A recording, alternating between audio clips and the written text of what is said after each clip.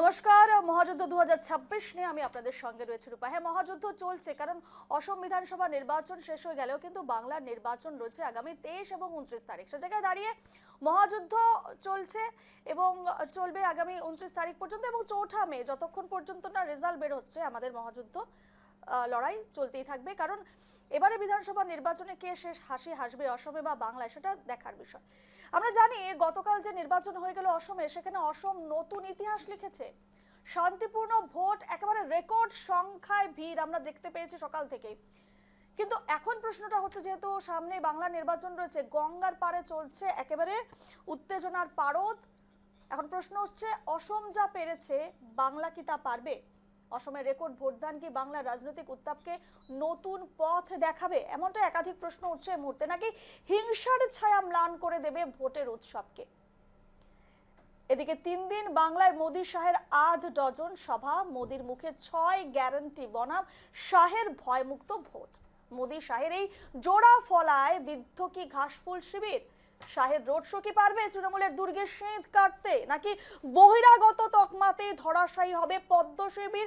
এই ধরনের একাধিক প্রশ্ন নিয়ে থাকছে আজকের আমার এই আলোচনা মহাযুদ্ধ 2026। আমার সঙ্গে বিশিষ্ট অতিথিরা থাকবেন। তারা এই মুহূর্তে স্টুডিওতে রয়েছেন আইনজীবী মধুমিতা চক্রবর্তী, কিছুক্ষণের মধ্যে ভার্চুয়ালি যুক্ত হয়ে যাবেন রাজনৈতিক বিশ্লেষক বিশ্বজিৎ দাস, তৃণমূল নেতা কৌশিক মাঝি, বিজেপি নেতা বাপি পাল এবং পাশাপাশি হাইলাকান্দি বিজেপির আইটি কনভেনার অভ্রাংশু চৌধুরী। প্রত্যেকে আমরা পেয়ে যাবো আর কিছুক্ষণের মধ্যেই। তবে এই মুহূর্তে আমার সঙ্গে আইনজীবী মধুমিতা চক্রবর্তী রয়েছেন আমাদের সঙ্গে।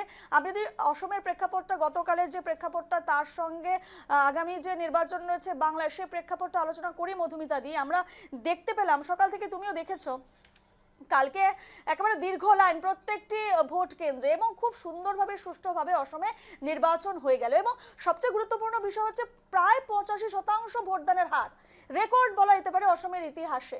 সকলে বেরিয়ে এসেছে কোথাও না কোথাও। অনেকেই বলছেন উন্নয়নের যে ছবি দেখেছে অসম, সে জায়গায় দাঁড়িয়ে এই উন্নয়নকে বজায় রাখতেই এবং আগামী 5 বছরও সেই উন্নয়নকে ধরে রাখতেই সকলে দলে বলে একেবারে 8 থেকে 80 জেনজি নবপ্রজন্ম সকলে বেরিয়ে এসেছে। আমরা দেখতে পেয়েছি ভোটদান করতে, তাদেরকে দেখলাম। সেক্ষেত্রে দাঁড়িয়ে যদি আমরা বাংলার বিষয়টি আলোচনা করি, তাহলে অসম যা পারলো বাংলা কি পারবে? ডাউটফুল রূপা। বাংলার যা এত বছরের রাজনীতির ইতিহাস, আমরা যদি বাংলার সেই প্রথম থেকে দেখি, সবসময় বাংলাতে যেই দলই থাকুক না কেন, প্রথমে সিপিএম ছিল, তারও আগে কিছুদিন কংগ্রেস করেছে, তৃণমূল করেছে, যেই দলই থাকুক না কেন তারা একটা ক্যাডার তৈরি করে। বলা যায় বাংলায় যেটা চলে সেটা হচ্ছে ক্যাডার ভিত্তিক। এই ক্যাডার ভিত্তিক হওয়ার জন্য কি হয়েছে দেখো, রাজনৈতিক দল কিন্তু একটা আদর্শ নিয়ে থাকে, প্রত্যেকটা দলের একটা নিজস্ব আদর্শ থাকে, সেটা আলাদা, সেপারেট। কিন্তু জেনারেল পাবলিকদের মধ্যে কি হয়, সেখানে 3 ধরনের মানুষ থাকে। এক ধরনের পাবলিক হচ্ছে যারা যখন যেই দল ক্ষমতায় থাকে তাদের তাবেদারি করবে, চামচাগিরি করবে, করে পয়সা লুটবে, এবং এরাই কিন্তু গুন্ডাগার্দিটা বেশি করে সব জায়গাতে। আর এক ধরনের মানুষ থাকে যারা একদম নির্লিপ্ত, যা হচ্ছে হোক, আমার দেখার দরকার নেই, আমার ফ্যামিলি, আমার বাচ্চা কাচ্চা, চাকরি বাকরি, আমি ভালো থাকলেই হলো। আর এক ধরনের লোক আছে যারা হার্ডকোর দলীয় কর্মী যাকে বলে, সে তার দলের নির্দেশেই চলে। তো বাংলার রেকর্ডটা যদি আমরা দেখি, মানুষগুলো তো বদলায়নি, মানুষগুলো তো সেগুলোই আছে। যখন সিপিএম ছিল তখন সেখানে যারা ছিল সেখান থেকে 50% হলেও বেরিয়ে গিয়ে আজকে তৃণমূল করছে, তাই তৃণমূল শক্তিশালী হয়েছে। এই ক্যাডার ভিত্তিক রাজনীতি হওয়ার জন্য বাংলায় আজ পর্যন্ত কোনো রকম হিংসা ছাড়া আমার মনে হয় না ভোট কেউ দেখেছে বলে। কারণ আমি বলে নয়, আমি তো ধরো আজকের কথা বলছি তোমাকে, আমি অনেক বয়স্ক মানুষদের মুখে সেই বিভীষিকাময় সময়গুলোর কথা শুনেছি বাংলায়, যখন বাড়ি থেকে ভোট দিতে যাওয়া যায়। আমার শ্বশুর মশাইয়ের কথা বলছি তোমাকে, আমার শ্বশুর বাড়িতে কেউ নাকি ভোট দিতে কোনোদিন যাননি। আসামে যখন প্রথম আমার হাজব্যান্ড এখানে যখন উনি টোটালি শিফট করে এলেন, উনি যখন ভোট দিতে যাবেন, আমার শ্বশুর বাড়ি থেকে আমার ভাসুর, আমার ননাস, তারা রীতিমতো ফোন করে আতঙ্কে বলছে, ওকে যেতে দে ভাই, তুই বউকে যেতে দে, তুই যাস না। তার কারণ ওদের অভিজ্ঞতা হচ্ছে, ওদের বাড়িতে আসে ভোটের আগের দিন, 2-1 দিন আগে পার্টির ছেলেরা আসবে, এসে বলবে কাকা যেতে হবে না, মাছ আর মিষ্টিটা কালকে পাঠিয়ে দেবো।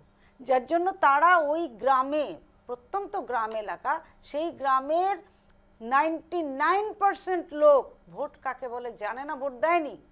তাদের হয়ে ছাপ্পা ভোটটা দলীয় কর্মীরা মেরে দিয়েছে। আবার যখন পরবর্তীতে অন্য দল এসছে, তখন আগে যারা ছাপ্পা ভোট মেরেছিল তাদেরকে পিটিয়ে শেষ করে দিচ্ছে। তো এটা হচ্ছে ওখানকার কালচার, বসে গেছে। এই বসে যাওয়া জিনিসটা এত সহজে মুছবে না। এটা তখনই মুছবে যখন প্রত্যেকটি মানুষ, প্রত্যেকটি দলের প্রতিটি কর্মী চিন্তা করবে যে ভোট হচ্ছে মানুষের রাজনৈতিক অধিকার, গণতান্ত্রিক অধিকার, গণতান্ত্রিক অধিকার। একেবারে আমাদের সঙ্গে একেবারে মধুমিতা একটু থামাবো। আমার সঙ্গে এই মুহূর্তে জুড়ে গেছেন রাজনৈতিক বিশ্লেষক বিশ্বজিৎ দাস এবং বিজেপি নেতা বাপি পাল শিলিগুড়ি থেকে জুড়ে গেছেন। আমি বিশ্বজিৎ দার কাছে যাব। বিশ্বজিৎ বাবু, যে বিষয়টি নিয়ে আজকের আমাদের এই আলোচনা, বা অসমে নির্বিঘ্নে সুষ্ঠুভাবে ভোট হয়ে গেল এবং সবচেয়ে গুরুত্বপূর্ণ বিষয় হচ্ছে যে 85% ভোট, রেকর্ড সংখ্যক ভোটদানের হার যেটা সামনে আসছে, সে জায়গায় দাঁড়িয়ে যদি আমরা বাংলার কথা বলি বিশ্বজিৎ দা, বাংলায় যে ভোট হতে চলেছে 23 এবং 29 তারিখ, সেক্ষেত্রে অসম যেভাবে পেরেছে সুষ্ঠুভাবে নির্বাচন সম্পন্ন করতে, বাংলা কি তার সম্ভব? যেমনটাই কিছুক্ষণ আগে মধুমিতাদি বলছিলেন, ক্যাডার ভিত্তিক রাজনীতি হয় বাংলা, এবং হিংসার ছবি তো আমরা জানি, বাংলা থেকে ইতিমধ্যে হিংসার ছবিগুলো আমরা দেখতে পাচ্ছি। সম্ভব? বাংলাতে দু ধরনের হিংসা হয়, এক হচ্ছে ভোট চলাকালীন হিংসা আর ভোট পরবর্তী হিংসা।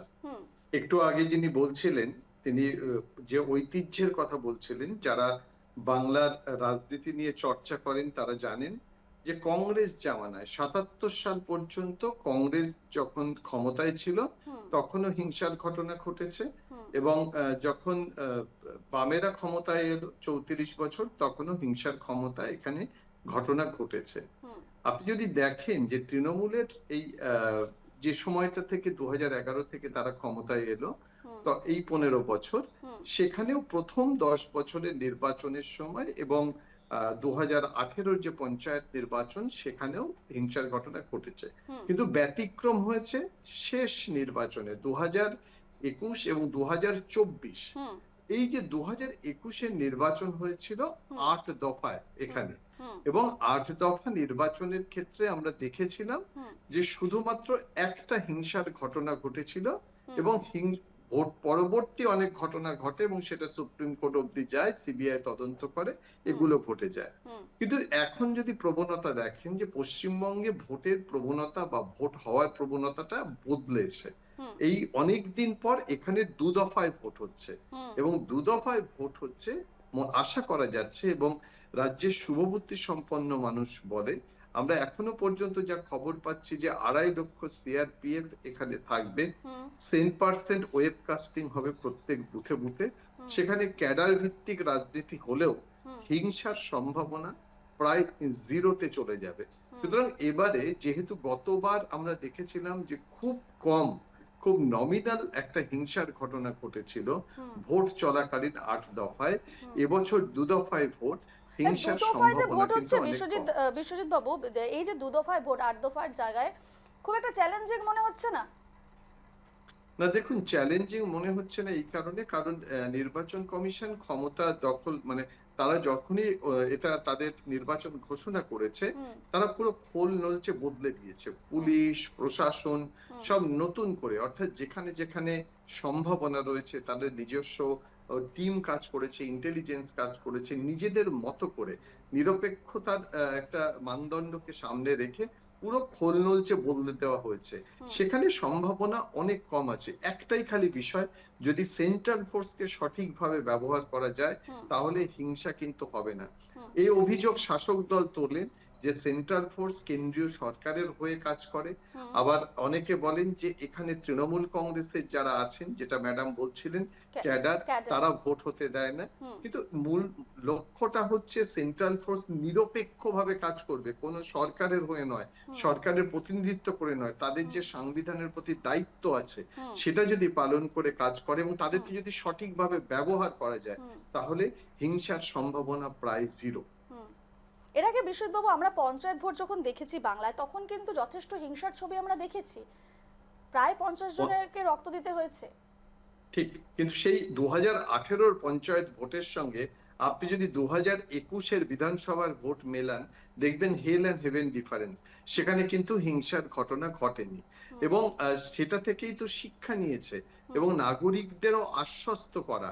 এই যে আগে থেকে এখন যদি আপনি দেখেন, কলকাতা এবং পশ্চিমবঙ্গের বিভিন্ন জেলায় সেন্ট্রাল ফোর্স কিন্তু তার টহলদারি শুরু করেছে, এবং আরো ফোর্স আসছে অর্থাৎ সম্পূর্ণ আশ্বস্ত বিষয়টি করা। বিশ্বজিৎ বাবু সেন্ট্রাল ফোর্সের উপরে নির্ভর করছে। নিরাপত্তার দিকটা যদি আমরা বলি, ইতিমধ্যেই তো সেন্ট্রাল ফোর্স মোতায়েন করা হয়েই গেছে বাংলার বুকে। আমি একটু বাপিবাবুর কাছে যাব। বাপিবাবু রয়েছেন বিজেপি নেতা শিলিগুড়ি থেকে। বাপিবাবু, যে বিষয়গুলো আজকে আমরা আলোচনা করছি এবং বিশ্বজিৎ বাবু যে বিষয়টি বললেন, কোথাও না কোথাও এই যে অসমের নির্বাচন এত সুন্দরভাবে হয়ে গেল, বাংলার জন্য কতটা চ্যালেঞ্জিং হবে দু দফায় ভোট এবার?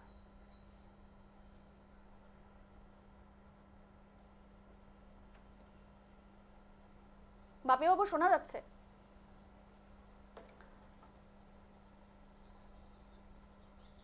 যোগাযোগ বিচ্ছিন্ন হয়েছে। আমি মধুমিতাদির কাছে যাব। মধুমিতাদি, বিশ্বজিৎবাবু যে বিষয়গুলো এর আগে বলছেন, সেন্ট্রাল ফোর্সের কথা বলছেন, এবং কোথাও না কোথাও জায়গায় দাঁড়িয়ে বোঝা যাচ্ছে যে সেন্ট্রাল ফোর্স যদি খুব সুন্দরভাবে সমস্ত বিষয়গুলো এগিয়ে নিয়ে যায়, তাহলে শান্তিপূর্ণ ভোটই হবে, এমনটাই তিনি বলছেন।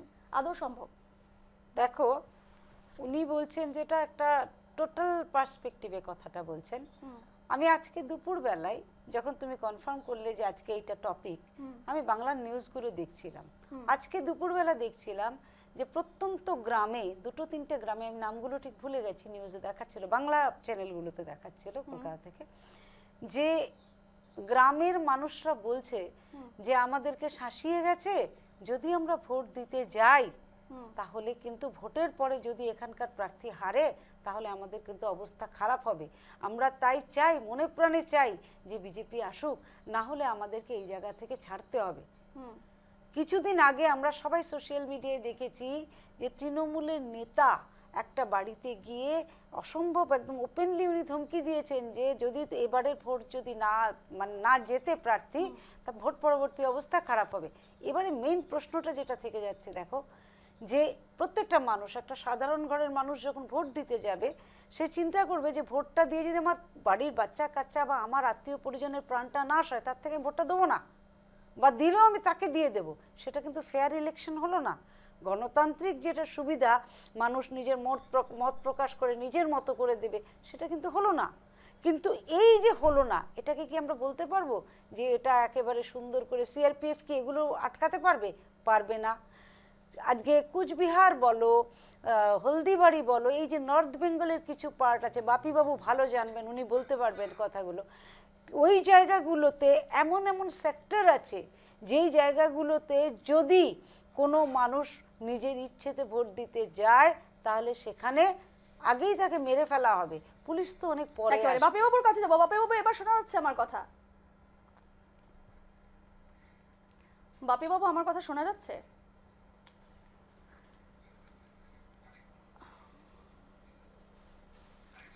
পিসিআর একটু চেষ্টা করো ওনার সঙ্গে কানেক্ট করার। হ্যাঁ, বলছি এই যে আমরা আজকে আলোচনা করছি অসম ভোট নিয়ে এবং বাংলার ভোট নিয়ে, একাধিক বিষয় উঠে আসছে এই মুহূর্তে। অসমে শান্তিপূর্ণ ভোট হয়ে গেছে, 85% ভোটদানের হার। সে জায়গায় দাঁড়িয়ে বাংলায় কতটা সম্ভব এই ধরনের ফেয়ার ইলেকশন বা স্বচ্ছ ভোট বা শান্তিপূর্ণ ভোট?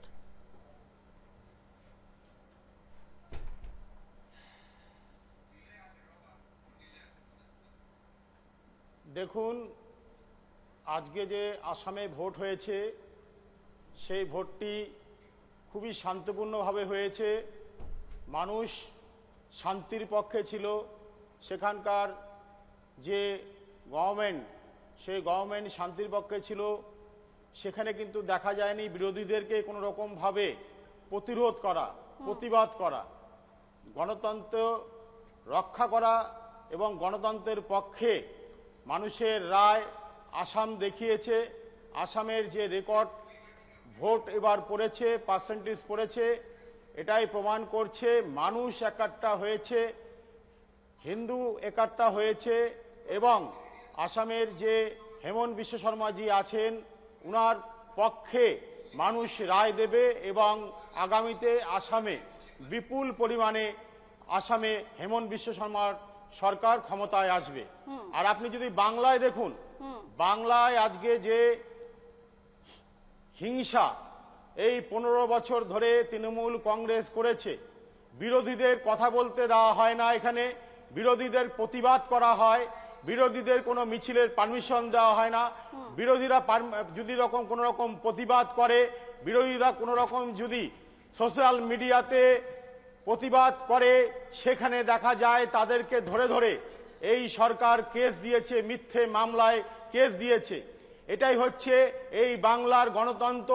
এই তৃণমূল কংগ্রেস সরকার হত্যা করেছে এবং মানুষ, জনগণ জেগে উঠেছে বাংলায়। মানুষ বলা শুরু করে দিয়েছে পাল্টানো দরকার, চাই বাংলায় বিজেপি সরকার।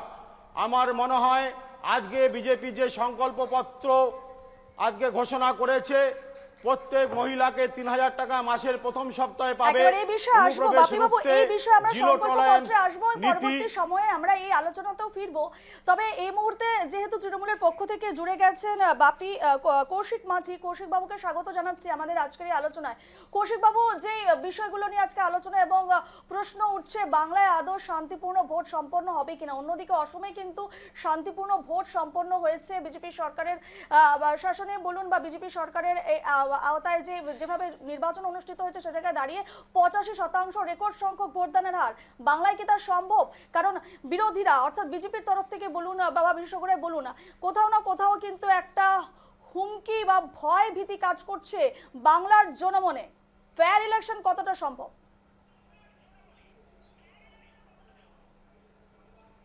বাংলার ইলেকশনে এই গত লোকসভা নির্বাচন গেছে 2024 সালে।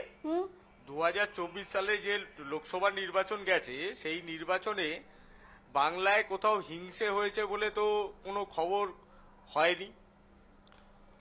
2021 সালের বিধানসভা নির্বাচনেও কোথাও কোনো হিংসা হয়নি। একদম মিথ্যে কথা। বাংলার জনগণ জানে, শীতলকুচিতে, বাংলার মানুষ জানে, মিডিয়া জানে, সোশ্যাল মিডিয়া জানে, খুললেই পাওয়া যাবে বাংলায় 15 বছর ধরে তৃণমূল কংগ্রেস কি করেছে। জনগণের উপরে গুলি চালিয়ে আপনারা সাধারণ জনগণকে মিথ্যে ছাড়া কিছু বলতে পারেন না। তো এই নির্বাচনে বাংলায় সুষ্ঠুভাবে যাতে ভোট হয়, সেটার জন্য নির্বাচন কমিশন তার সম্পূর্ণ রকম প্রচেষ্টা চালিয়েছে। মাঝরাতে এসে স্বরাষ্ট্র সচিব, মুখ্য সচিব সহ রাজ্যের প্রশাসনিক রদবদল চূড়ান্তভাবে করেছেন, বিভিন্ন থানার ওসিদের ট্রান্সফার করেছেন। তো এইবারের নির্বাচন যাতে সুষ্ঠুভাবে হয়, সেটা পুরোপুরি নির্ভর করছে নির্বাচন কমিশন কিভাবে প্রশাসনকে ব্যবহার করবে। কিন্তু বিভিন্ন জায়গায় বিজেপি চেষ্টা করবে, যেহেতু বিজেপির পায়ের তলায় মাটি নেই, তাই তারা বিভিন্ন জায়গায় অশান্তি করে ভোট বানচাল করবার চেষ্টা করবে। সেটা যে করে পশ্চিমবঙ্গে বিজেপি জিততে পারবে না। বিজেপি যতই ঝামেলা করবার চেষ্টা করুক, বাংলার জনগণ মুখিয়ে আছে তৃণমূল কংগ্রেসকে চতুর্থবারের জন্য পশ্চিমবঙ্গে ক্ষমতায় আনবে। তাই বাংলার মানুষ বলা শুরু করে দিয়েছে পাল্টানো দরকার, চাই বাংলায় বিজেপি সরকার। 2026-এ আপনারা আর আসছেন না, তাই আজকে আপনাদের এত ভয় ধরে গেছে। চারিদিকে বিজেপি মুখপাত্রকে বলবো যে প্রার্থীদেরকে প্রচার করতে দেওয়া হচ্ছে না। আপনি অংশগ্রহণ করেছেন, শালীনতা বজায় রাখুন। তার কারণ হলো আপনি যখন বক্তব্য রাখছিলেন, আপনার বক্তব্য রাখবার সময় আমি কিন্তু একটা কথাও বলিনি। এখন যখন আমার সময় আমি আমার কথাটা বলছি, তখন আপনি ওখান থেকে গোলা ফাটাচ্ছেন। আপনি আপনার সময় বলুন না, আপনার কথা শুনবার জন্য সবাই রয়েছে। আপনি আমার বক্তব্যটাকে কেন যেতে দিচ্ছেন না? তার কারণ বোঝাই যাচ্ছে যে বাংলার ইলেকশনে কারা হিংসা করতে চায়। আপনারা চ্যানেলে বসে যেভাবে হিংসা ছড়াচ্ছেন, তা আপনারা ভোটের সময় কিভাবে হিংসা ছড়াবেন সেটা তো মানুষের কাছে স্পষ্ট হয়ে গেছে। বিজেপির পায়ের তলায় পশ্চিমবঙ্গে কোনো মাটি নেই, এবং বাংলায় এসআইআর করতে গিয়ে বিজেপি যেভাবে সাধারণ ভোটারদের, বৈধ ভোটারদের নির্বাচন কমিশনকে কাজে লাগিয়ে তাদের নাম বাদ দিয়েছে, মানুষ মুখিয়ে আছে বিজেপির বিরুদ্ধে ভোট দেওয়ার জন্য। আপনারা তৈরি থাকুন, পশ্চিমবঙ্গে চতুর্থবারের জন্য মমতা বন্দ্যোপাধ্যায় সরকার আসবে, গণতান্ত্রিক ভাবে আসবে, মানুষ ভোট দিয়ে আনবে এবং বিজেপিকে রুখে দেবে। বিজেপিকে গত 2021-এর নির্বাচনেও বাংলার মানুষ রুখে দিয়েছিল, এবারেও বাংলার মানুষ রুখে দেবে। কৌশিক বাবু যে অভিযোগ উঠছে, বাংলার মানুষরা ভয়ে সন্ত্রস্ত, ভীত হয়ে আছে, তারা কি আদৌ ভোটদান করতে ভোট কেন্দ্রগুলোতে পৌঁছতে পারবে? একাধিক মানুষের প্রশ্ন। এই মুহূর্তে অসমের জনগণ, অসমের যারা বিশ্লেষকরা রয়েছে, তাদেরও কিন্তু বাংলায় ভোটের পার্সেন্টেজটা দেখে নেবেন। বাংলার মানুষ কৌশিক বাবু, ভোটটাকে উৎসব কৌশিক হিসাবে বাবু, দেখে। কৌশিক বাবু, বাংলার আপনাকে মানুষ বলছি। ভোট কৌশিক দিতে বাবু, যায়, আপনাকে বলছি, বাবু বাবু সগর্বে একটু দাঁড়ান। যায় এবং তারা ভোটের আপনি একটা কথা মিথ্যে বলছেন, আপনি একটা কথা মিথ্যে বলছেন কৌশিক বাবু। আপনি বললেন যে 2024-এ কোনো ধরনের ভায়োলেন্স হয়নি, কিন্তু ন্যাশনাল রিপোর্টে বলছে যে স্পোর্টিক incidents of violence wire reported from Malda and Murshidabad district as 4 Lok Sabha constituency of West Bengal went to polls on Tuesday। আপনি মিথ্যে কথা বলছেন কৌশিক বাবু, আপনি মিথ্যে কথা বলছেন কৌশিক বাবু, আপনি একটা মিথ্যে কথা বলেছেন। 2024-এ ভায়োলেন্স হয়েছে মালদা মুর্শিদাবাদে, সেটা নিউজ পেপারে ছাপিয়ে দেওয়া হয়েছে, ন্যাশনাল নিউজ পেপারে, যেখানে সিপিএম প্রার্থীদেরকে আপনারা টর্চার করেছেন। এটা বিভিন্ন ন্যাশনাল নিউজ পেপারে বেরিয়েছে, আপনি এখনো গিয়ে গুগল সার্চ করে দেখে নিন। 2024-এ আপনারা মেরেছেন, আপনারা মেরেছেন, আপনারা মেরেছেন। আপনি বললেন না, শুনুন, ওই বাজে তর্ক করে না, বাজে তর্ক করে গলাবাজি করে মানুষকে থামানো যায় না দাদা। আমি কোন পার্টির রিপ্রেজেন্টেটিভ নই যে আপনার দাবরানিতে ভয় খেয়ে যাব, বা আমি কোন ইলেকশনের ক্যান্ডিডেটও নই যে আপনার সঙ্গে ফালতু ফালতু তর্ক করব। 2024-এ আপনাদের ওখানে যথেষ্ট ভায়োলেন্স হয়েছে, 7 থেকে 8 জন লোককে আপনারা মেরেছেন, মারা গেছে মানুষ, সাধারণ পাবলিক মারা গেছে। মালদা মুর্শিদাবাদ ইনসিডেন্ট 2024-এ ন্যাশনাল নিউজে আমরা আসাম থেকে একেবারে যে সমস্ত রিপোর্ট সামনে আসছে, আপনি মিথ্যে বলছেন, এটা হিংসা হয়েছে। আমি একটু আমাদের সঙ্গে Hailakandi BJP IT convenor Abhranshu Chowdhury বাবু আমাদের সঙ্গে রয়েছেন, অভ্রাংশু বাবুর কাছে যাব। অভ্রাংশু বাবু, আজকের যে আলোচনার বিষয় যে অসমের শান্তিপূর্ণ ভোট এবং বাংলায় কতটা সম্ভব, এই নিয়ে আমাদের আজকের প্রথম আলোচনার বিষয়। সে জায়গায় দাঁড়িয়ে আপনার এই মুহূর্তে কি মনে হচ্ছে যে বাংলা থেকে যে সমস্ত তথ্য উঠে আসছে, হিংসার ছবি, কোথাও বোমা উদ্ধার হচ্ছে, এবং আমরা সবসময় দেখে আসি বাংলার যে কোনো ভোটের আগেই কিন্তু কোথাও বোমা উদ্ধার, কোথাও দাঙ্গাবাজি, এই ধরনের ছবি, কি মনে হচ্ছে অসমের মতন কি সম্ভব বাংলায় ভোট? নমস্কার, আমি প্রথমেই নিউজ লাইভের যারা বসে আছেন মিডিয়া প্যানেলের সামনে সবাইকে আমি ধন্যবাদ জানাচ্ছি এবং দর্শক শ্রোতাকেও আমি শুভেচ্ছা জানাচ্ছি। একটা কথা আজকে আমার খুব মনে হচ্ছে যে আমরা আগে শুনতাম যে what ever Bengal think today the rest of India think tomorrow. আজকের ভোটের এই দেড়গোড়ায় দাঁড়িয়ে আমার একটাই বলতে হচ্ছে যে আসামকে বলা হতো আগে যে আসামের যে পরিস্থিতি ছিল বা আসামের যে রাজনৈতিক অবস্থা ছিল, সেই অবস্থা থেকে আজকে আসামের মানুষ ভোটের মাধ্যমে নিজের গণতান্ত্রিক অধিকারটাকে স্পষ্টভাবে স্ট্যান্ড নিতে পেরেছে, এবং এটা মনে করি সমগ্র পশ্চিমবঙ্গের জন্য নয়, সেটা সমগ্র ভারতবর্ষের জন্য একটা উদাহরণ হিসাবে আসামকে আমি এগিয়ে রাখছি। মানুষের স্বতঃস্ফূর্ত উপস্থিতি, গণতান্ত্রিক রাইটস মানুষ যা দিচ্ছে, সেই রাইটসটাকে মানুষ যথাযথভাবে মানুষ সেটাকে অ্যাভিল করছে। রাজনৈতিক সমীকরণ থেকে বেরিয়ে এসে যদি আমরা চিন্তা করি, তাহলে আজকে আমাকে প্রথমেই বলতে হয় ভারতবর্ষের প্রধানমন্ত্রী নরেন্দ্র মোদীজির একটা বার্তা। উনি বলেছেন যে সবকা সাথ, সবকা বিশ্বাস, সবকা প্রয়াস। এই যে কথাটা সবকা প্রয়াস, সেটা অন্য কোনো রাজ্যে হোক না হোক, আসামে সেটা মানুষ যথাযথভাবে পালন করেছে।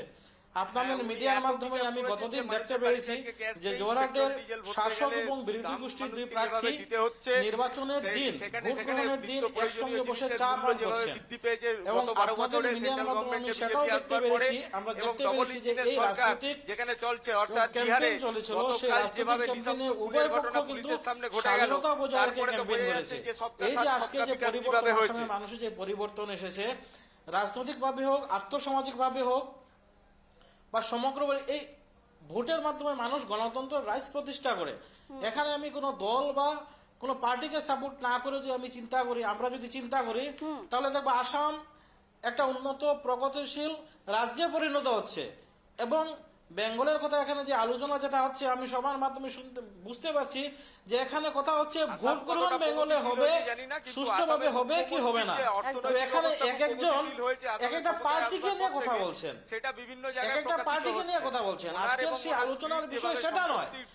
আমি ভোট যে কোনো দলকে, ব্যক্তিকে আমি দিতে পারি, কিন্তু আদৌ আমার ভোটটা আমি সঠিকভাবে গিয়ে সেন্টারে দিতে পারবো কি পারবো না, বিষয় সেটা। আজকে আসামের মানুষ যেভাবে ভোট দিয়েছে, 3400 ভোট সেন্টারের মধ্যে একটা সেন্টার বা একটা বা দুটা সেন্টার ছাড়া এমন কোনো ঘটনা ঘটেনি যে যেখানে গণতন্ত্রকে হত্যা করা হয়েছে। একদম। কিন্তু আজকে আমরা নিউজ খুললে দেখতে পাচ্ছি বোমাবাজি, হাল্লাবাজি, লাঠালাঠি, মার ডাঙ্গা। বেঙ্গল কোথায় গিয়ে দাঁড়িয়েছে আজকে? পশ্চিমবঙ্গ কোথায় গিয়ে দাঁড়িয়েছে? 24 পরগনা, ধর উত্তর পরগনা বলেন, দক্ষিণ পরগনা বলেন, মেদিনীপুর বলেন, মালদা বলেন, এগুলো স্পর্শকাতর এরিয়া। এটা আমার কথা না, নির্বাচন কমিশনের ডাটা অনুযায়ী বলছি আমি সেই কথা। আজকের দিনে বেঙ্গলকে চিন্তা করতে হবে, বেঙ্গলের মানুষকে চিন্তা করতে হবে। রাজনৈতিক স্বার্থের উপরে উঠে বেঙ্গলের মানুষকে সেটা চিন্তা করতে হবে যে আমাদের গণতন্ত্রটা কোথায় গিয়ে পৌঁছে গেছে। এক্স্যাক্টলি। যে বেঙ্গলকে সমগ্র ভারতবর্ষ একদিন দেখতো। ভারতবর্ষের প্রাচীন ভারতবর্ষের প্রথম রাজধানী বেঙ্গল। একদম। আজকে সেই বেঙ্গলের রাজনৈতিক অবস্থা কোথায় গিয়ে দাঁড়িয়েছে? সেটার জন্য দায়ী কারা? সেটার জন্য দায়ী কোনো রাজনৈতিক দল নয়, সেটার জন্য দায়ী আমরা মানুষ। বেঙ্গলের মানুষকে চিন্তা নিতে হবে, দায়িত্ব নিতে হবে।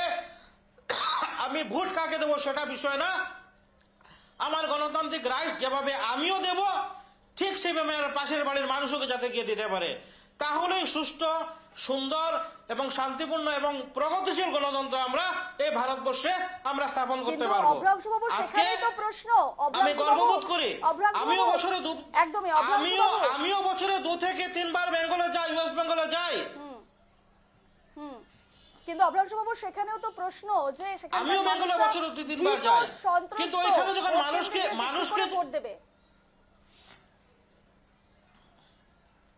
সেটার দায়িত্ব বেঙ্গলের মানুষকে নিতে হবে। ক্যাডার বেস রাজনীতি ছেড়ে বেরিয়ে এসে একটা সুষ্ঠু গণতান্ত্রিক প্রক্রিয়ায় ভোট দিতে হবে। আজকে বেঙ্গল থেকে কি পায়নি সমগ্র, আমি ভারতবর্ষ বলবো না, এই বেঙ্গল থেকে সমগ্র বিশ্ব কি পেয়েছে? আমি সঞ্চালিকাকে বলবো আমার ভারতবর্ষের প্রথম লিটারেচারে সাহিত্যে নোবেল পুরস্কার কে পেয়েছে? রবীন্দ্রনাথ ঠাকুর পেয়েছেন, বঙ্কিমচন্দ্র চট্টোপাধ্যায়। আমাকে উত্তর দেওয়ার সুযোগ আজকে দেওয়া হোক। ভারতীয় জনতা পার্টির একেবারে প্রতিষ্ঠাতা কে ছিলেন? আমি অভ্রাংশুবাবু, আজকে বেঙ্গল স্বাধীনতা একেবারে অভ্রাংশুবাবু একটু থামাবো। কৌশিক মাঝি রয়েছেন তৃণমূলের পক্ষ থেকে, তিনি কিছু বলতে চাইছেন। একটু আমি কম সময় বলবেন, একটা বিরতির সময় হয়ে গেছে, তার আগে একটু যদি বলে নেন কৌশিক বাবু। হ্যাঁ, বলছিলাম যে পশ্চিমবঙ্গে তৃণমূল কংগ্রেসের রাজত্ব চলছে। তৃণমূল কংগ্রেস 15 বছর ধরে ক্ষমতায় আছে। তার মধ্যেও পশ্চিমবঙ্গের 2টো লোকসভা নির্বাচনে যদি এতই হিংসে হতো তাহলে তো বিজেপির কেউ ভোটই দিতে পারতো না। তাহলে 2019 সালে 18খানা আসনে বিজেপি জিতেছিল কি করে? আর 2024 সালের নির্বাচনে বিজেপি 12টা আসনে জিতেছিল কি করে? এবং 2021 সালের বিধানসভা নির্বাচনে 77টা আসনে বিজেপি জিতেছিল কি করে? আর বিরোধী মনস্ক মানুষরা ভোট দিতে পেরেছিল বলেই তো বিজেপির ওখানে প্রতিনিধিরা জিততে পেরেছিল। বিষয়টা হলো পায়ের তলায় মাটি যখন মানুষের থাকে না, রাজনৈতিকভাবে হারিয়ে ফেলে, তখনই তারা বিভিন্ন রকমের ছুতোনাতা দেখায়। এবং পশ্চিমবঙ্গে বিজেপি সেটাই করে চলেছে। বিজেপি এসআইআর এর মাধ্যমে মানুষের নির্বাচন কমিশনকে কাজে লাগিয়ে মানুষের যেভাবে বৈধ ভোটারদের নাম কেটে দিয়েছে, এরপরে বিজেপি নিজেই আতঙ্কের মধ্যে ভুগছে। এবং বিজেপি পশ্চিমবঙ্গের রাজনৈতিক অবস্থা এতটাই খারাপ হয়ে গেছে যে তাদের এখানে যে বিরোধী দলনেতা, তাকে 2টো আসনে লড়তে হচ্ছে, কারণ সে নিশ্চিন্ত নয় যে কোনো একটা আসন থেকে জিতে সে আবার জিতে আসতে পারবে। তাই জন্য তাকে 2টো আসনে গিয়ে লড়তে হচ্ছে। এই তো পশ্চিমবঙ্গের বিজেপির দৈন্য দশা। 2025-এ সেই এসআইআর করেছে, অর্থাৎ আপনার সেই জ্ঞানটা নেই, শুধু বলছেন আপনাদের কাজই হচ্ছে মানুষকে ভুল বোঝানো। এসআইআরটা হচ্ছে ইলেকশন কমিশন অফ ইন্ডিয়া। বেশ আমরা আলোচনায় ফিরবো। বিজেপির দিকে নিশানা করেছেন কৌশিক বাবু, আমরা সেই বিষয়ে যাব। তবে এখন সময় আপনাদের মতন নেতারা তাদের কাছ থেকে পয়সা খেয়ে তাদের ভোটার কার্ড বানিয়েছেন, আধার কার্ড বানিয়েছেন। আমরা নজর রাখবো, সেটা হচ্ছে আপনারা জানেন যে ইতিমধ্যে বাংলায় নির্বাচনী প্রচার এবং সে জায়গায় দাঁড়িয়ে প্রধানমন্ত্রী থেকে শুরু করে স্বরাষ্ট্রমন্ত্রী তারা বাংলার সফরে এসেছেন। গতকাল প্রধানমন্ত্রী এসেছিলেন, আজ স্বরাষ্ট্রমন্ত্রী অমিত শাহ, এবং আজ তিনি এসে বঙ্গ বিজেপির সংকল্পপত্র প্রকাশ করলেন। ঠিক কি কি রয়েছে সংকল্পপত্রে আমি গ্রাফিক্সের মাধ্যমে আপনাদের সামনে রাখবো। 1 কোটি কর্মসংস্থানের বড় অঙ্গীকার দেওয়া হয়েছে এই সংকল্পপত্রে, এবং লক্ষ্মীর ভান্ডারকে চ্যালেঞ্জ, মহিলাদের মাসে 3000 টাকা এবং যুবসাথীর টেক্কা হচ্ছে বেকার যুবকদের জন্য মাসিক 3,000 টাকা ঘোষণা, এবং ডিএ সপ্তম পে কমিশন চালুর আশ্বাস দেওয়া হয়েছে এই সংকল্পপত্রে, এবং পাশাপাশি নারী সুরক্ষায় জোর দেওয়া হয়েছে, বিশেষ স্কোয়াড এবং 33% সংরক্ষণ, এবং যে জায়গায় দাঁড়িয়ে বলা হচ্ছে যে রোডম্যাপ তৈরি করা হয়েছে প্রতিশ্রুতিতে নতুন বাংলা রোডম্যাপ হচ্ছে ভয় নেই ভরসা। এবং আরও একটি বিষয় উঠে আসছে, রবীন্দ্র জয়ন্তীতে গঠন হবে নতুন বাংলা, বেকার যুবকদের জন্য 3,000 টাকার ঘোষণা, এবং নারী নিরাপত্তায় বিশেষ স্কোয়াড, প্রত্যেকটি জেলায় মহিলা ডেস্ক এবং থানার পরিকল্পনা, এবং রাজ্য পুলিশের 2টি ব্যাটালিয়ন তৈরি করা হবে। সরকারি বাসে মহিলাদের বিনামূল্যে যাতায়াতের সুযোগ, এবং অনুপ্রবেশ রুখতে ডিটেক্ট ডিলিট ডিপোর্ট নীতি, অনুপ্রবেশে 0 টলারেন্স হুঙ্কার অমিত শাহের। এবং পাশাপাশি উত্তরবঙ্গের কথা যদি বলি তাহলে এইমস, আইআইটি, আইআইএম গড়ে তুলে উন্নয়নের নতুন দিগন্ত খোলার পরিকল্পনা। সব মিলিয়ে ভাতা বনাম সুযোগ এবং প্রতিশ্রুতি বনাম বাস্তব। এই প্রসঙ্গে এবারে আসছি, আমি প্রথমে বিশ্বজিৎ বাবুর কাছে চলে যাব। আমাদের সঙ্গে বিশ্বজিৎ বাবু রয়েছেন।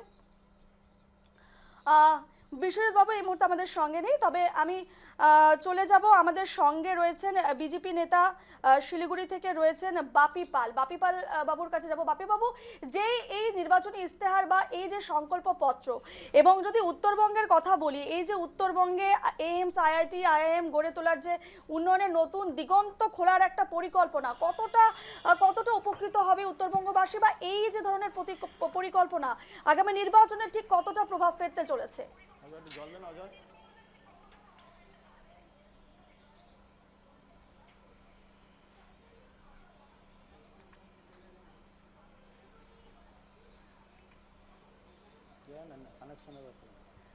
বাপি বাবুর সঙ্গে যোগাযোগ বিচ্ছিন্ন হয়েছে। আমি মধুমিতাদির কাছে যাব। মধুমিতাদি, এই যে সংকল্পপত্র কি বলবে, কতটা প্রভাব ফেলতে পারবে আগামী নির্বাচনে, বাংলার আগামী নির্বাচনে?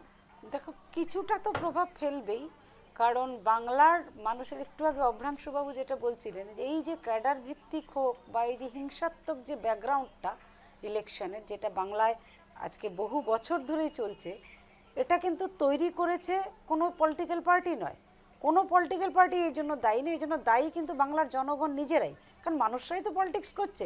আসামের যেমন একটা কালচার কি আছে, আমরা আসামে ছোট থেকে দেখে এসেছি কিরকম, যে আমাদের এখানে ভোট দিতে যাওয়া মানে একটা উৎসব, উৎসবের মতো অন্যান্য প্রার্থীরাও আছে, কোনো ব্যাপার না কে কার সঙ্গে কন্টেস্ট করছে।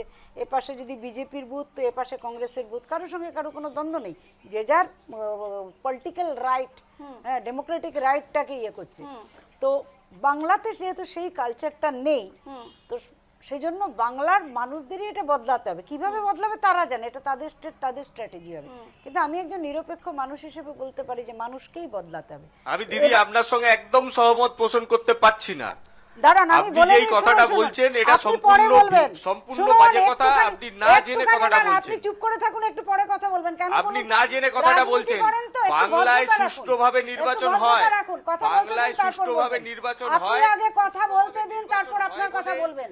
বাংলায় প্রত্যেকটা মানুষ ভোটদান করতে পারে। ওই তর্ক আপনার করেন, আসামে ভোটের আপনাদের পার্সেন্টেজ মুখ্যমন্ত্রীও কত চোপা করে, আর আপনারাও বাংলার চোপা ভোটের করেন। পার্সেন্টেজ কত সেটা আপনি দেখুন। ওনাকে চুপ করান, নালে বলতে পারবো না, কারণ বাংলায় কত পার্সেন্ট মানুষ ভোট দিতে পারে আর আসামে কত পার্সেন্ট মানুষ ভোট দিতে যায় সেটা দেখুন। দেখলে বুঝতে পারবেন যে বাংলায় কতটা সুষ্ঠুভাবে নির্বাচন হয়। আপনাদের তো 0 পয়েন্ট নলেজ আসাম সম্পর্কে, আপনারা কিছুই জানেন না। আসামে বাঙালিরা এত আনন্দে আছে যে আমরা যেতেই চাই না ওয়েস্ট বেঙ্গলে, দরকার নেই আমাদের ওয়েস্ট বেঙ্গল, আমরা ভাড় মেজায় ওয়েস্ট বেঙ্গল, আমরা আসাম নিয়ে বাঁচি। কারণ আমাদের আসামের মিনিস্টাররা হোক সে কংগ্রেস বিজেপি যাই হোক না কেন, এত ভালো ফ্যাসিলিটিস আমাদেরকে এখানে দিয়েছে, আমাদের দরকার নেই। আপনি কি চুপ করুন, অন্য কিছু বলবেন। বেশ, আমি একটু বিশ্বজিৎ বাবুর কাছে যাব। বিশ্বজিৎ বাবু এসে গেছেন, ওনার কাছ থেকে আমি একটু রাজনৈতিক প্রেক্ষাপটে একটু আলোচনা করব এই সংকল্পপত্র নিয়ে। বিশ্বজিৎ বাবু, এই যে সংকল্পপত্র এবং সংকল্পপত্রের মধ্যে অনেক চমক রয়েছে। আজকে অমিত শাহ যে একেবারে নির্বাচনী ইস্তেহার প্রকাশ করলেন, সেখানে সপ্তম পে কমিশন, অনুপ্রবেশ রোখার বিষয়টি রয়েছে, মহিলাদের জন্য একাধিক সুবিধা ব্যবস্থা, একাধিক প্রকল্পের যে বিষয়গুলো উঠে আসছে। এই যে মোদির মাস্টার প্ল্যান, কি এই মাস্টার প্ল্যানে কি বদলে যাবে বাংলার সমীকরণ, কি মনে হচ্ছে? না, এখনই যে বদলে যাবে সে কথা বলা যায় না, কারণ এবার নির্বাচনে হাড্ডাহাড্ডি লড়াই হবে। ভারতীয় জনতা পার্টি চেষ্টা করছেন তাদের অঙ্গীকার পত্র দিয়ে, কারণ এর আগে অমিত শাহ যতবার এসছেন এবং প্রধানমন্ত্রী নরেন্দ্র মোদী এসছেন, তারা মূল 3-4টে বিষয়কে গুরুত্ব দিয়েছেন। বলছেন যে বাংলায় জঙ্গল রাজ চলছিল, সেখান থেকে সুশাসন প্রতিষ্ঠা করতে হবে। বলছেন অনুপ্রবেশ বন্ধ করতে হবে, দুর্নীতির কথা এসছে, শিক্ষার কথা এসছে, নারী সুরক্ষার কথা এসছে। একদম। এবং একটা সময় ধরে এই যে বঙ্গ বিজেপির যারা নেতা আছেন, তারা এই লক্ষ্মীর ভান্ডার বা সামাজিক প্রকল্পের তীব্র বিরোধিতা করেছেন। আপনি জানেন আজকে অমিত শাহ বলেছে যে জিতলে লক্ষ্মীর ভান্ডার 3000 টাকা হবে এবং যুব সাথীদের যেটা সেটা ডবল হবে 3000 টাকা। 3000 টাকা, হ্যাঁ। অর্থাৎ তারা একটা সময় যেটার বিরোধিতা করছে, দেখলো যে পশ্চিমবঙ্গে ভারতীয় জনতা পার্টি তৃণমূল কংগ্রেসের যে সমাজ কল্যাণমূলক প্রকল্প, এই পথে না হেঁটে লাভ নেই। কারণ এটা খালি পশ্চিমবঙ্গ নয়, সারা ভারতবর্ষ কিন্তু এই পথে হাঁটছে।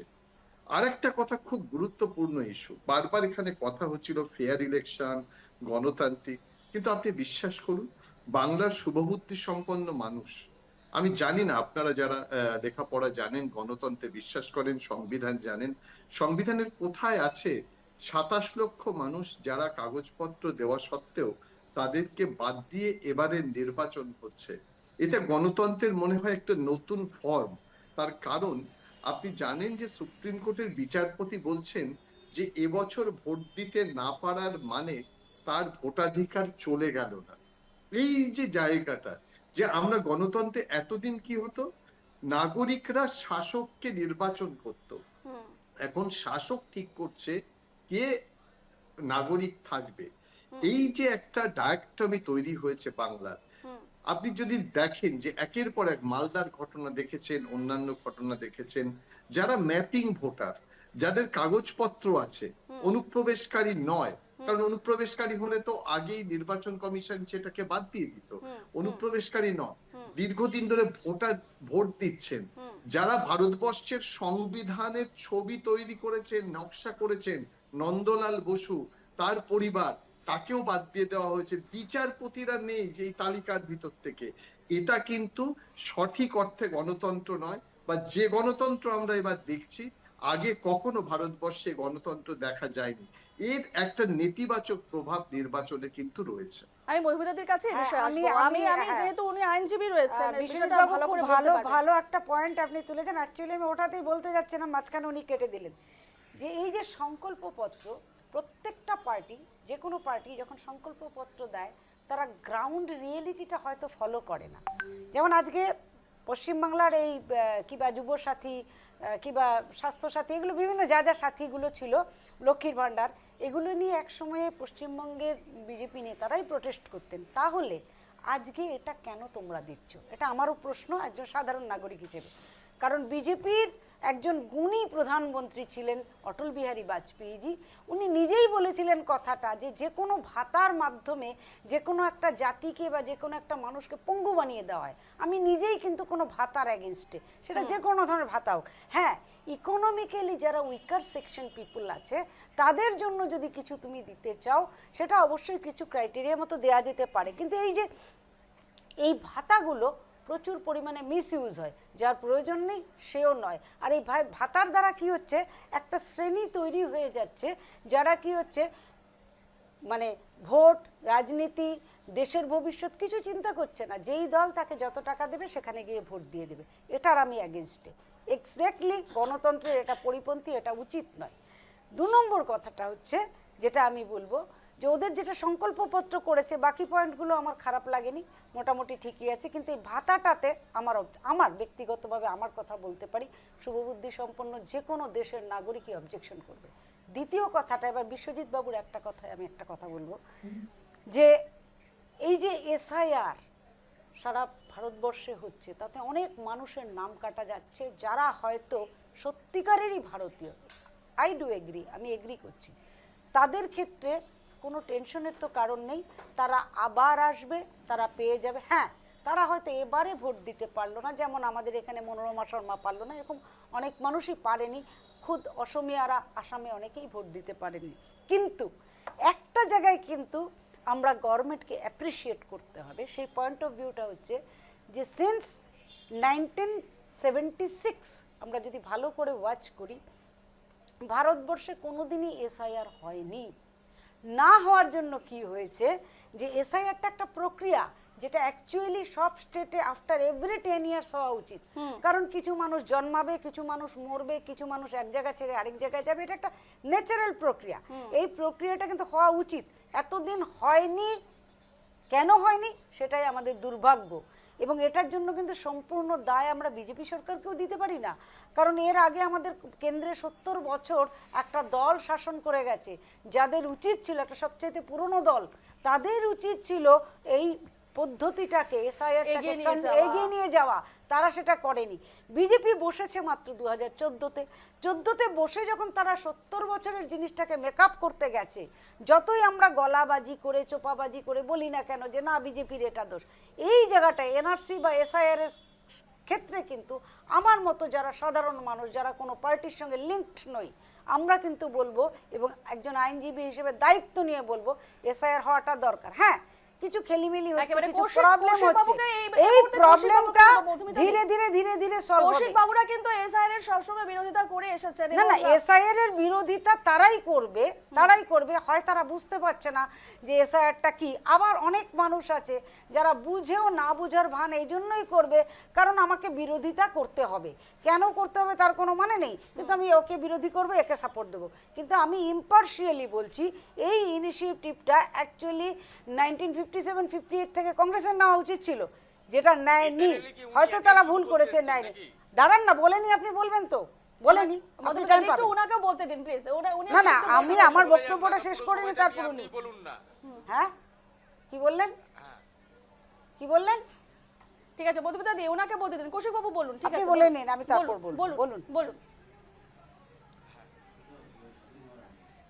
এই যে উনি বলছিলেন যে ভাতার উনি বিরোধী, ভাতা পলিটিক্সের উনি বিরোধী। এর আগে বিজেপিও বলেছিল যে ভাতা দিয়ে কি হবে, ডোল পলিটিক্স করে কি হবে। মমতা বন্দ্যোপাধ্যায়ের এই বিভিন্ন প্রকল্প, জনমুখী প্রকল্প, যেমন কন্যাশ্রী, এই কন্যাশ্রী প্রকল্পের মাধ্যমে আজকে প্রান্তিক শ্রেণীর মেয়েরা স্কুলে যাচ্ছে, স্কুল ছুটের সংখ্যা কমেছে, নাবালিকাদের বিবাহের সংখ্যা কমেছে, মেয়েরা লেখাপড়া করছে, এবং এটা বিশ্ববন্দিত। শুধু ভারতবর্ষ নয়, ভারতবর্ষের বাইরেও এটা প্রশংসিত হয়েছে, এবং এটাকে দেখে নরেন্দ্র মোদী 2016 সালে বেটি বাঁচাও বেটি পড়াও এর মতো একটা প্রকল্প সেন্ট্রাল গভর্নমেন্ট থেকে চালু করেছিলেন, কিন্তু সেটাকে তিনি রক্ষা করতে পারেননি। এরপরে এই যে লক্ষ্মীর ভান্ডার যখন প্রথম 2021 সালের আগে মমতা বন্দ্যোপাধ্যায় ঘোষণা করেন, সেটা চরম বিরোধিতা করেছিল অমিত শাহ থেকে শুরু করে নরেন্দ্র মোদী থেকে শুরু করে এই রাজ্যের নাম দিয়ে সেগুলো চালিয়েছেন। আপনারা ধরা পড়ে গেছেন, বাংলার মানুষকে আর আপনারা বোকা বানাতে পারবেন না কৌশিক বাবু। তাই আপনারা এই যে আপনাদের যে প্রকল্প, এই প্রকল্পগুলো বাস্তবে কাজের না, স্বাস্থ্যসাথী কার্ড অ্যাকসেপ্টেবল হয় না। আজকে আপনারা আয়ুষ্মান ভারতকে আপনারা এখানে আসতে দেননি, আপনাদের একটাই ভয়, আয়ুষ্মান কার্ড চলে আসলে এখানে মোদিজির নাম চলে আসবে, তাই মমতা ব্যানার্জি এখানে আসতে দেননি। আপনারা আজকে কেন্দ্রীয় সরকারের সাথে আপনারা কখনোই আপোষ করেননি, আপনারা বিরোধিতা করে গেছেন, তাই আজকে বাংলার মানুষ আপনাদের জন্য বঞ্চিত হয়েছে। এই 15 বছর আপনারা মানুষের অন্তঃস্থলকে আপনারা কেড়ে নিয়েছেন, মানুষকে করেছিলেন। আজকে কেন যুবসাথী প্রকল্পে 3000 টাকা করে দেওয়ার কথা বলছেন? আজকে যুবসাথী প্রকল্পটা কিন্তু বেকার ভাতা নয়, যুবসাথী প্রকল্পটা হলো যারা শিক্ষিত যুবক তারা যাতে পরীক্ষা টরীক্ষা দেওয়ার জন্য, তাদের যে ফর্ম ফিল আপ করতে হয় চাকরি পরীক্ষা দেওয়ার জন্য, বা তাদের যে সমস্ত বই কিনতে হয়, পড়াশোনা করতে হয়, সেই তাতে যাতে তাদের সহযোগিতা হয়, সেটার জন্য সরকার তাদের পাশে দাঁড়াচ্ছে। যে তাদের বেকার শিক্ষিত যুবতীরা তাদের চাকরির পরীক্ষা প্রিপারেশন নেওয়ার জন্য যে টাকা খরচা করতে হয়, সেই টাকাটা যদি তারা সরকারের কাছ থেকে পায়, তাহলে তারা উপকৃত হবে। সেই চিন্তা ভাবনা করে মমতা বন্দ্যোপাধ্যায় যুবসাথী প্রকল্প চালু করেছেন। এছাড়াও কৃষক বন্ধু প্রকল্প থেকে শুরু করে আমাদের পশ্চিমবঙ্গ সরকার একটা মানুষের জন্ম থেকে মৃত্যু পর্যন্ত